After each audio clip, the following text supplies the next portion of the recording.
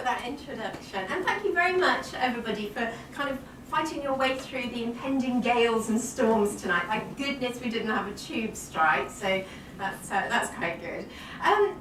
We're going to talk about resilience. That's why everybody's come along today. But before I kind of really get stuck into this topic, I thought it would be useful for you to get a window of the experience that I've had around what is, I guess, a very hot topic at the moment. It's certainly mainstream through a lot of thinking in business. So I'll give you a little bit of a background. Of the kind of things that I've been involved with. My background essentially is in business psychology, and then I kind of worked my route over to behavioural science because I find people behaviour absolutely fascinating. So I guess there's kind of three roles that I have. First of all, I'm the managing director of an organisation called the Learning Architect. And the Learning Architect was established 10 years ago. We're an international consortium of behavioural skills specialists, and we work all over the world with lots of different organisations. We've got a really eclectic client mix. So we work with the World Trade Organization, we work with the United Nations. We're just about to launch into a program with Ralph Lauren. We're doing a big program with Sainsbury's. We work with Nissan, we work with Zurich. And at the moment I'm doing a little bit of work with the BBC, so I'm working with the BBC on I Wonder, some of the content for resilience on there. The other role that I have is that I've been a consultant now with the United Nations for about 10 years. So I get the opportunity to go out to all sorts of places all around the world to work with people, particularly in war zones. I've spent quite a bit of time in Afghanistan, in Beirut, and I work in places like Ethiopia, Cambodia. So I get a chance to really meet some people who've been through some very challenging experiences. And the other role that I have is that I'm an author. So I'm just currently working on my 7th book, which is all around mental agility. And I currently have a book called Resilience, which I'm delighted to say is dipping in and out of the bestsellers list, which is very exciting because I made a commitment when I wrote the book that all the proceeds from that book would actually be channeled back into mental health charities, because this is something that I really, really like to support. And I guess my ambition has always been to write, and I'm just starting work on a fiction book, so I'm going to share this with you. It's a little bit of a spoof on the kind of relationship between men and women. And I don't know if any of you have read the book, Men Are from Mars and Women Are from Venus, yeah? Well, the book is called Men Are from Mars, Women Are Genius. So we'll sort of see how that one goes. I'm going to talk to you a little bit, I guess, around resilience and what I'd like you to do. I mean, I know that perhaps you want to get a window and an insight into something that you can take back to your organisations, but I'll kind of treat tonight as a little bit of time for you, because hopefully at the end of the presentation we are going to have time for some questionings and we can do a bit of mixing and mingling afterwards. But it'd be really nice for you to be able to go away from here feeling a bit more resilient, being able to cope with change, feeling a bit more positive, and I guess most of all, taking responsibility for what you're going to do as a result of some of the things that you're going to learn, and making a positive difference, hopefully, to your lives. We're going to cover the 10 strategies that I've covered in my book. Now, I must tell you, when I did the research for this book, I was invited to go and have discussions with lots of people who had had some very challenging experiences. So I interviewed people who had been diagnosed with very serious illnesses. I interviewed people who'd had job losses, relationship breakdowns. I actually interviewed a lady who'd kidnapped a baby. She was very sort of challenged with hormonal issues, and she'd actually abducted a baby from a coffee shop. It was quite an emotional experience. But from those interviews, what I did is I drilled down and I identified 10 core behaviours that really resilient people are equipped with. And I found it really, really interesting. And then last year, in April, I was presented with a gift. And that gift was for me to have a challenge around resilience, because I'd learned all about what different people did when they had to overcome challenging situations. And the experience that presented itself to me was, I was feeling a little bit tired. I'd been to New Zealand, it was my parents' 60th wedding anniversary. We'd had a wonderful celebration. I came back, I was really, really tired. My parents in their 80s have got loads and loads of energy, and I'm thinking, hang on, what's going on here? But I ended up going to the doctor, and very quickly I was actually diagnosed with a very rare heart tumour. I was actually told by the heart surgeon, we don't normally find these. Most of them, we actually find them on autopsies. And I was very quickly whisked into hospital, and this was on May the 8th, and I actually had open heart surgery to remove the tumour. The gift, as I said, that it presented me with was, first of all, I had the opportunity to actually test out the 10 strategies. So I can safely say that they do work. But it really gave me an insight into recovery. And that period of time when I was in hospital, with all the people that I met, with the actual recovery when I came out, was something else that I feel gave me an extra credibility, or extra credentials, if you like, to have a good understanding of what resilience is about. Because it really is a very, very fascinating subject. And I certainly feel that with the world that we live in, we are all challenged. You know, some of us may have just come through difficult situations. Some of you in the room today might be experiencing current situations at the moment. And actually you don't know what's around the corner. You know, I don't need to be a doom-monger here, but we don't know. Life is pretty unpredictable. So what I'd kind of like you to do is to be quite open-minded over the course of the presentation. Because what I'm going to do is I'm going to lay out for you lots of ideas, lots of thoughts, research, different observations, and what I'd like you to do is to take away what you want to take away from today. Think of it like a giant thought buffet, because there's going to be information that you think, oh, I'm not sure about that, it maybe doesn't apply to me. There may be information that you think, oh, okay, that's new, that's quite interesting. And there may well be information that you think, I know that. Because I can guarantee a lot of this is common sense. It's not rocket science. But it's not what you know, it's what you do with it that counts. That's really, really key. So let's talk about the world that we live in. You might recognise this. This is about living in a VUCA world. This is about a world that is volatile. It's about a world that's uncertain. It's about a world that's complex. And there's a lot of ambiguity, isn't there? Does anybody recognise that? So what we need to do is we need to be able to kind of turn this round, and we need to say, okay, let's take that volatility and let's turn that round and create a vision, a better vision of what we're really looking for. Let's take the uncertainty, cut through that and create some understanding. And let's take some of this complexity and distill it down and make things a little bit clearer. And let's take some of that ambiguity and start to think on our feet and to be a little bit more agile. And what really underpins our ability to be able to take this turbulent world, this VUCA world, and actually turn that round and create a landscape that is a lot more positive, actually is about our ability to be able to be resilient. You know, whatever we go through, having the ability to be able to bounce back. You know, when I discuss resilience with people, they've all got lots of different ideas about what that definition is. So with somebody close to you, you can always turn around, or somebody next to you, I just want you for 2 or 3 minutes to just have a chat and to start to explore, what do you think some of the core behaviours are that you need to equip yourself with to be able to bounce back through some of this volatility? Okay? So if you just want to sort of turn around to the person next to you or the person behind, just have a little chat about that. Okay, can I just draw everybody back in from that discussion? Does anybody want to just kind of shout out a few things that they think resilience is? Any kind of definitions? Any kind of words or definitions? Remaining calm. Remaining calm, yeah, so being quite clear and calm and relaxed as you can in some of these challenging situations. Maintaining perspective. I beg your pardon? Maintaining perspective. Maintaining perspective, absolutely. What else? Stickability, yeah, so being able to sort of persevere and get through. I think it was Winston Churchill, he had a very good phrase. He said, if you're going through hell, keep going. Yeah, it kind of sums it up quite nicely. What else? Anything else? We came up with understanding it, because we all work in different roles. Yeah.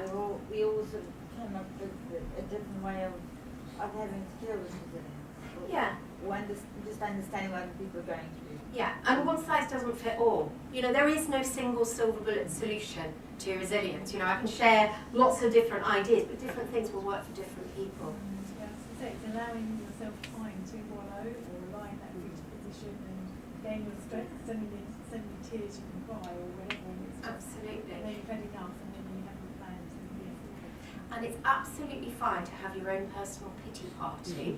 Yeah. But kind of how long do you want to stay there for, and how many people are going to come along if you invite them? Yeah. So you know, it's about creating some kind of perspective and moving on. There's a lot about movement. Anything else? Confidence. Confidence, yeah. Confidence actually, and self-belief to know that you can get through some of these situations. And it was quite interesting because when I started writing the book, I kind of accumulated all of this information, all of this research. I got loads of information from people I'd interviewed. And my publisher actually sent me 2 book covers.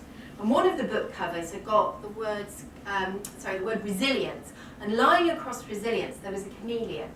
And I thought, oh yeah, I can see the merit in that, because it's about change, isn't it? It's about the ability to be able to adapt to different situations.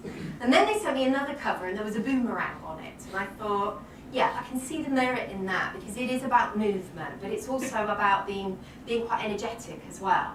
But I hadn't got a clue which book cover to pick. So I sent it to a friend of mine, and he came back immediately and he said, without a shadow of a doubt, you want to go with the boomerang. He said, because then you can introduce the concept of the doomerang. Okay? Now, the boomerang is somebody who goes through life and they go through lots of different challenges, but they can bounce back relatively unscathed. The doomerang, however, is somebody who goes through all of these negative experiences, and what they do is they collect them and they keep unpacking them and they keep reliving them. And I think this is a very important message here, because a big part of resilience is about letting go. The ability to be able to say, I can't turn the clocks back, I can't change the past, I can't control that. So what I need to do is take the learning, take the valuable learning, and let the rest go. And that is a really important part. But there were 3 other key characteristics that I found from people who really were very resilient. And one of those characteristics was about people who had the ability to take personal responsibility. People who believed that they were accountable for everything that ever happens to them in their lives, because you might not be able to change the situation, but you can 100% choose your response to that situation. Has anybody ever read a book called Man's Search for Meaning by Viktor Frankl? Yeah? A few people in the room have read that. If there is one book in your life that I recommend that you read, it is the most empowering book. The message is phenomenal. It is that book. It's a very, very good message. Viktor Frankl was actually a psychologist and a psychiatrist who worked in the concentration camps during the Second World War. And he was a survivor from those concentration camps. And when he came out, he wrote a book about his experience. And one of the things that he recognized was that you can take everything away from somebody in terms of their health, you can take away their materialism, you can take away their friends, but the one thing that you can never take away from anybody is their will. Because we all have that will and we choose how we want to respond to those situations.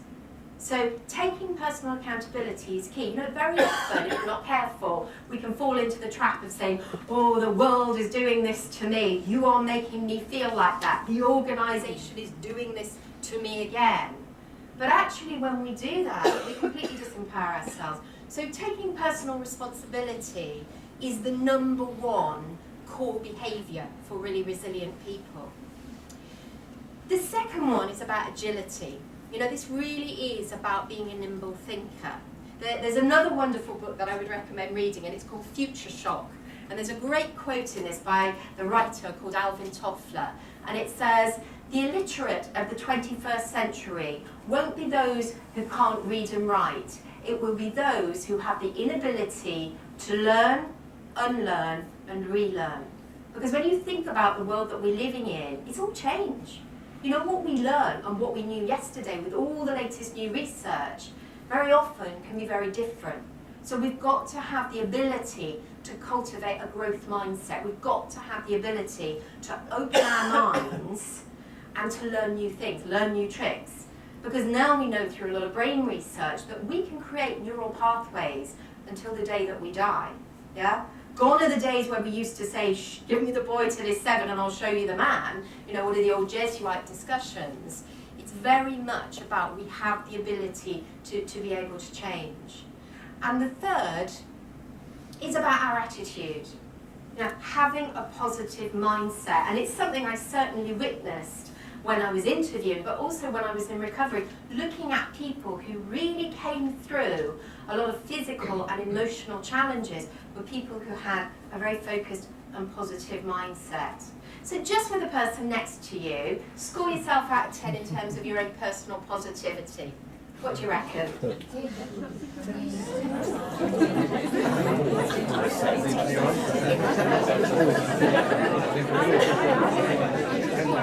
thank you. Any 10s in the room? Any 10s in the room? Any 1s in the room? I think we can all work on our positivity. You know, I'm not of the belief, and I might just say, I'm not of the belief that you stick your fingers in your ears, you walk around in La La Land saying everything's amazing, everything's brilliant, because you know what, it's not. And if you did that, you'd be a bit of a liability. You know, we have to be aware that there are things in our life that are going to be difficult, they're going to be quite stressful. But what we need to remember is we have the choice. We can choose to see them in a positive way, or we can choose to see them in a negative way. And I'll go into a little bit more detail about that later. So those were the three, if you like, the three core characteristics. But from the research, I actually distilled that down and created a framework, a behavioural skills framework. And what I'm going to do over the next sort of 20 minutes is I'm going to share with you the 10 different strategies. And then we can have some questions and answers, give you a bit more information. I have got a little booklet along for everybody as well, so you've got your little book of resilience, so don't worry about taking loads of notes. And I also have an online library, so you can go onto the library and you can get loads more information. So let me just share with you what those 10 strategies were. Some will be applicable to you and some may not. You may be particularly strong in some areas and not so strong in others. The first one then is about taking a journey of self-discovery. You know, the great philosopher Socrates, he said there were 2 words together that were the most powerful, and they were know thyself. And one thing I'd like to stress is we were not born to be perfect. We were born to be real. And being real means that we get things wrong. And it's a real shame, isn't it, when you hear people say, oh, I really beat myself up for that. Yeah, because sometimes we can give ourselves a really, really hard time. What we need to do is accept that in life, we're going to make mistakes.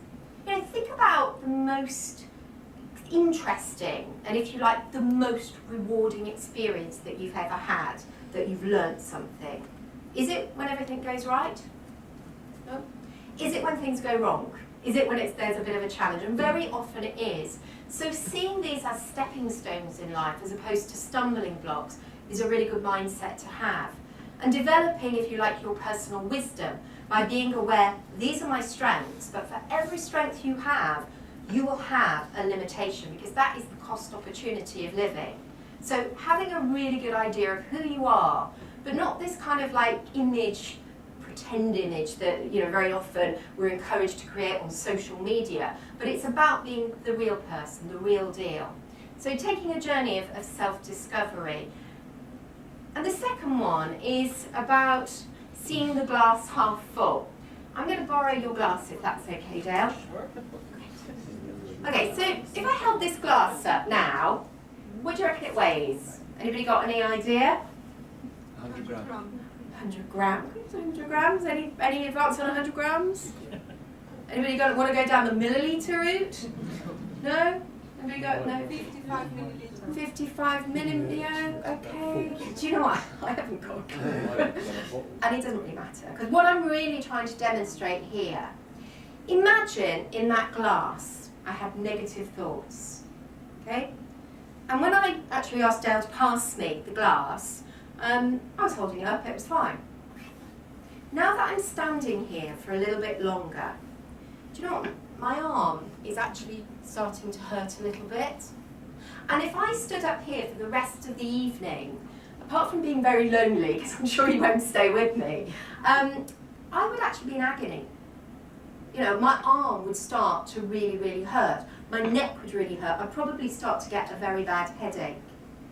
And what I'm trying to demonstrate here, thank you, what I'm trying to demonstrate here is that it's okay to have negative thoughts. But the longer that we hold on to those negative thoughts, the more debilitating they will become. So what we need to do is to create a mindset that acknowledges that you're going to have negative thoughts from time to time, and they might be useful. Because essentially we're driven by two emotions. One of them is fear, one of them is desire. But what we need to do is to take those negative thoughts and to start turning them round, to start thinking about positive outcomes, because they will start to damage you.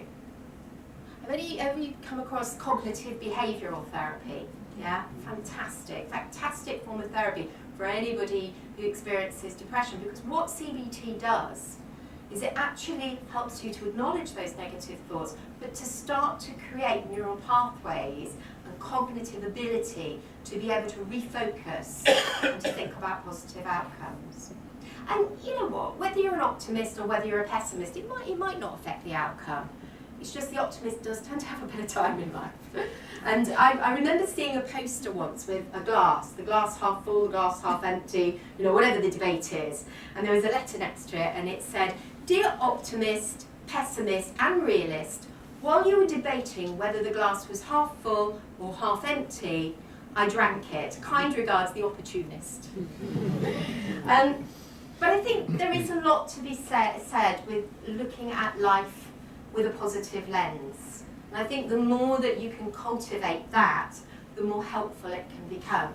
And with the emerging science now of neuroplasticity, which actually identifies that the brain is quite malleable, that we can change our thinking. You know, we have 60 to 80,000 thoughts a day. That's a lot of internal dialogue. And we feed that dialogue. From the moment we wake up in the morning, we start to program our thoughts. Does anybody here remember Etch-a-Sketch? Do you remember where you used to be able to kind of create shapes, and then you pick this board up, you'd shake it, and it would create a blank canvas? We can do that. We can do that every single morning. We can wake up and we can create a beginner's mind. We can say any of those negative thoughts, I can push those aside, and I can believe that today has any possibility. Because if I start to program that with some of those positive thoughts, it can create a whole new landscape. And I think that's really, really exciting. But we have to work at it. It's not an overnight job. It's something that you really, really do have to work at. The third strategy is having a good understanding that your emotions are very much fed by your thoughts. So if you have an emotion, for example, jealousy, happiness, joy, optimism, negativity, the chances are there is a thought, there is a conversation in your mind that you have had that started to trigger those thoughts. And it kind of reminds me of a story of a Cherokee Indian grandfather. And the Cherokee Indian grandfather is sitting down with his grandson one day and he says, you know, inside all of us, there are two wolves that fight. And one of those wolves is evil, and one of those wolves is good. And the little boy is looking up at his grandfather, and his grandfather said, you see, the evil wolf is all about negative emotion. It's all about jealousy and fear and envy and insecurity. And the good wolf is all about happiness and joy and optimism and hope. And the little boy looks up at his grandfather and he says, and which wolf wins? And the grandfather says, the wolf you decide to feed. And I think that's quite a nice little story in the fact that you are, if you like, the nutritionalist of your soul. Yeah? You feed all the time through your thoughts, your emotions. And remember, those emotions eventually will translate into actions. Those actions will translate into habits. And those habits then become your destiny. And it all starts with a single thought. So, a key message really in thinking about how we feed some of those emotions. The fourth strategy was all about change for the better. As Charles Darwin said, it's not the strongest of the species that survives, nor the most intelligent, but the one that is the most adaptable to change. And I think time and time again, this message is really being reinforced. Because very often, we can't stop change. Yeah? So learning to go with it is going to help you to be able to be a lot stronger. So certainly change for the better is key.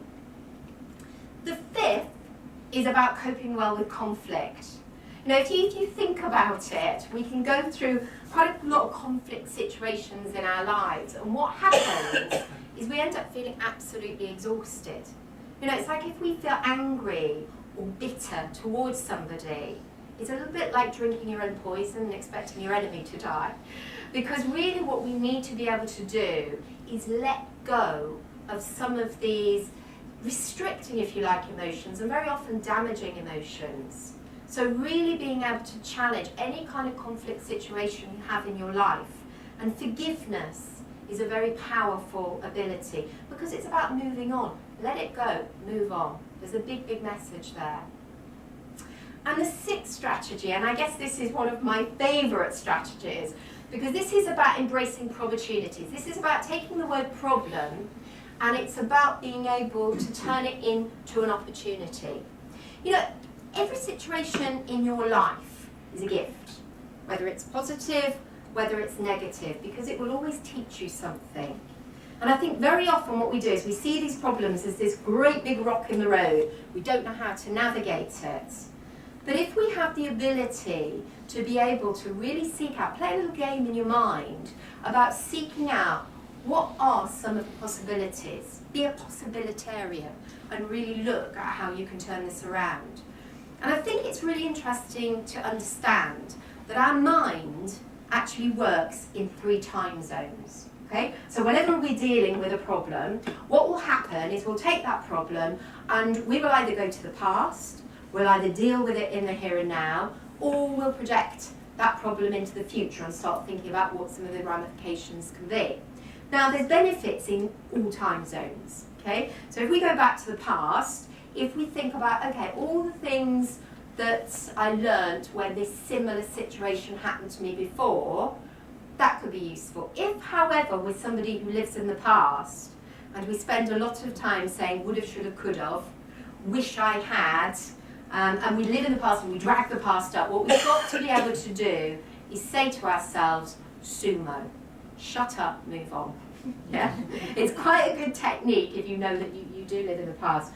The other way that we process information is into the future. Yeah, we get a crystal ball out, we have a look in it, and we visualize positive outcomes. And that's really useful because the subconscious mind doesn't know the difference between what's real and what's artificial. However, if we get that crystal ball out and we start to catastrophize and awfulize about all these terrible things that are going to happen, that is what we're going to believe and that's what we're going to respond to.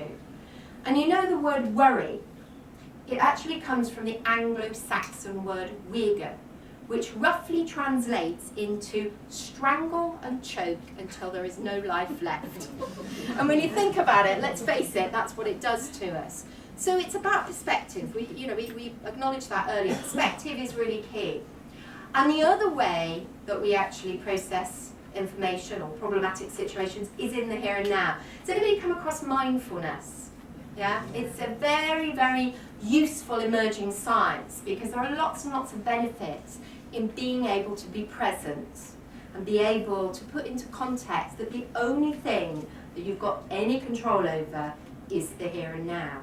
So imagine if you took those 3 time zones, you went back and took all of the positive experiences and the learning lessons, you went to the future and you created a very positive vision, and then you calmly dealt with things that you have control with in the here and now, then that would be an ideal mindset to work on. And I guess it's useful because when we're dealing with problematic situations, we can get quite stressed.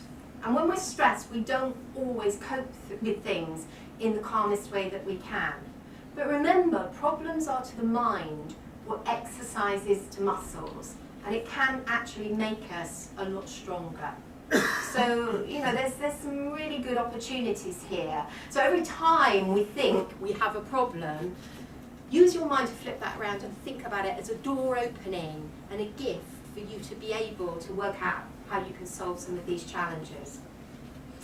The 7th strategy is about looking after yourself. Now, I'm not advising here, by the way, go out and buy a t-shirt with me time on, but I think we all need to gift ourselves a little bit of time for ourselves. When you're on an aircraft and there's a life mask that comes down from the ceiling, what's the first instruction? What do they tell you to do with it? Look after yourself before you look after others. Yeah, they tell you to put the life mask on yourself before you help other people. And I think that's a really good analogy for life, because very often what we do is we spend more time running around after everybody else because we want to help everybody else, we want to save everybody else, and we don't always invest the time into ourselves. And if you don't, what's going to happen is it's going to end up being quite a false economy anyway, because you're going to end up burning out. So actually investing time into the fabric of your life, where you have time for you, to look after yourself, your own personal well-being. Very often we'll talk about pensions, won't we, and the importance of building our pension pots, but we don't always think about our bodies as a pension, because what you do now, there will be ramifications a long way down the line. And I was doing a presentation a few weeks ago, and a guy came up to me and he said, this point about kind of me time and looking after yourself, he said, do you know what, I realise I actually look after my car and treat my car better than I do myself. But it does, again, create some perspective. And the 8th strategy is about making positive connections. The BridgeTalks are a wonderful opportunity for you to meet new people, to do a bit of networking. But certainly, in your own lives, it's about taking time to actually be with human beings.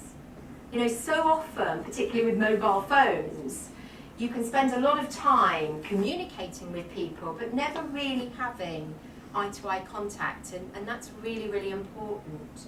So, mobile technology is an interesting one, isn't it? How many times do you go to a restaurant and you see a couple sitting together and they have the whole evening but actually on their mobile phones? How often do you have conversations with somebody where you're kind of half talking to them, but they've also got the mobile phone on the table, or they're sort of half looking at you? So it's about being present, and it's about having really good quality time.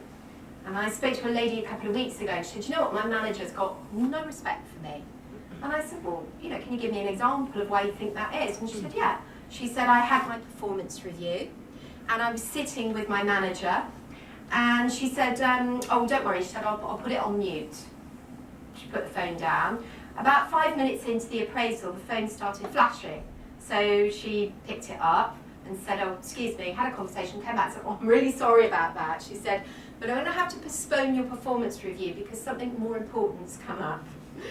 I think she had a point, yeah? I think she definitely had a point. And so often, I think people can be marginalised by technology. So really making positive connections and making the commitment to really be present with people. Because when the chips are down and when we need a little bit of resilience, we actually need each other. We need to have that support. And I don't know if anybody ever saw this, but on Facebook there was a very interesting letter that went round, and it was from a girl, and she said, whenever I go around in the car with my boyfriend, he's always waving at people.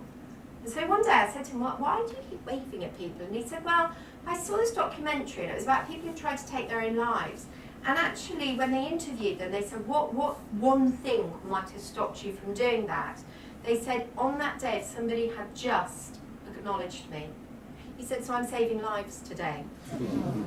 But I thought, that was really quite sweet, because you don't know what's going on in somebody else's world. Very often when people aren't very nice to you, it's nothing to do with you, it's because they're not very happy. And I think if we can reach out with the hand of human kindness, it's really, really powerful. There is so much scientific evidence now that says that you can create a lot of happiness in yourself you can trigger endorphins and lots of the kind of happy hormones by giving, by actually giving and doing things to other people.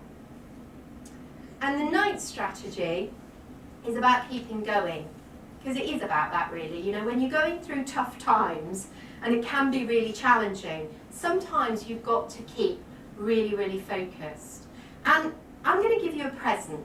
I hope you find this kind of like useful to take away from here. I'm going to tell you a story. A few years ago, I started writing a book called Thank You, and the book was about the science of happiness and gratitude.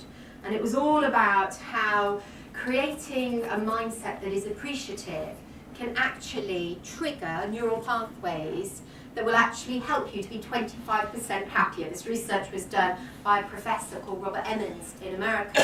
And I found this really, really fascinating. And I went out to Afghanistan to do some work with the Office on Drugs and Crime for the United Nations. And Kabul's a very challenging place, but it's also incredibly claustrophobic. You know, we were in curfew, we couldn't go out. So in the evenings, you spend a lot of time sitting around chatting to people. And believe you me, these people have got some fascinating stories. And I was discussing one evening with one of the mullahs about the research in the book. This is one of the religious leaders. And I said to him, you know, coming out to Kabul, coming and being in Afghanistan, I realised actually how fortunate we are in Western society. You know, we have all of these things. We have the wonderful NHS, you know, lots and lots of benefits, really. And I said, and, you know, when you come somewhere like this, it really creates a lot of perspective. And he said to me, you know something, in life, you always have something to be grateful for, no matter what your circumstances are. Because as long as you've got something to do, that is really important, a sense of purpose. As long as you've got something to love, and we can all find something to love, and as long as you've got hope, hope is really, really critical. He said, so there you go, you've always got things to be grateful for. And as I was doing a little bit more research, I found out that if you take a tangible object and mindfully spend time every single day for 28 days, you can start to reconfigure some of those neural pathways. And it's a mindful practice of thinking about the things that you're really grateful for. So I decided to introduce in some of my presentations vitamin G. And vitamin G is vitamin gratitude. So I'm going to give you all some vitamin gratitude. Please don't eat it, by the way. Health and safety warning here. And what you do is every morning or every evening, you just spend a little bit of time thinking about all the things that you're really grateful for. Because if we're not careful, we can get into that kind of negative trap, can't we? We go through the door at the end of the day, we open the door and go, oh, you'll never guess what happened to me today. You know, and your children are listening to you thinking, oh, they're talking about work, and we're all growing up to go to work, and it's quite a negative thing. So actually being able to say, what were the best things that happened to you, is a really positive thing to be able to do. So the first presentation I did when I came back from Afghanistan was to a team of sales directors. And, right, brave it. I know that people are going to have, you know, different views on this. And I had a couple of guys sitting right in front of me in a room not dissimilar to this. And as I was talking about vitamin gratitude as being a really important part of resilience, an important part of recovery, you know, focusing on the things that we're grateful for to get us through the tough times, he kind of nudged his friend next to him and he went, what a load of, and it begins with a B, ends in an S, and, you know, I won't use bad language there. And I thought, well, Anybody knows me, it's fine. okay, you know, it's not everybody's cup of tea, is it? You know, as I mentioned before, different things work for different people. Anyway, about 2 weeks later, he rang me up, and he said, oh, it's so-and-so here, you probably don't remember me. And I thought, yeah, I do, I do remember you. And he said, you know, I actually really enjoyed a lot of the concepts you talked about. He said, but when you came to vitamin G, vitamin gratitude, he said, I thought it was a bit new age. He said, but I'm going to share a story with you that I think you're going to find useful. He said, because when I got home, my wife opened the door and she said, I've got 2 bits of bad news for you. She said, first bit of bad news, she'd actually borrowed his car, they'd swapped cars, and as she was reversing out of the driveway, she'd scratched all the paint along the car. Oh, come on, it's easily done, isn't it? And he was not happy at all. So she said, no, that's not the worst bit of news. She said, we've just had our son's school report, and apparently he's got a really bad attitude. can't think where he got it from. And he said, so, you know, he was furious. He kind of said, he stomped upstairs saying, I go and work all these hours to give you money for all these luxuries and look what you do. Anyway, he got upstairs and he was sorting himself out and he came across his gratitude stone. And in that moment, he asked himself, what have I got to be grateful for? And caught himself because he stopped and thought, I've got a lot to be grateful for. My wife wasn't hurt, the car was scratched, big deal. And you know what, my son's got a bad attitude, but apparently his nephew had just been arrested for drugs. Interesting family, but he said it wasn't as bad. And it started to create perspective. And he said, I'm telling you this. He said, because I now have my vitamin G on my desk, and I've called him Rocky. So there you go, you're all going to get your own Rocky to take away. And this technique, I've been using this for quite a while now, and I go back to organisations and people kind of share with me some of the things that they're really grateful for in their lives. And you know, it's a wonderful thing and a real generosity for people to share those. And I was up in Leeds a few weeks ago, and this guy came running up to me and he said, oh, Liggy, he said, I was fiddling around in my pocket this morning and I thought about you. He got out his gratitude stone. So, just for literally 2 minutes, again with the person next to you, what are you grateful for in your life? You know, what keeps you going? What are you grateful for? What are you grateful for? What do you appreciate in your life?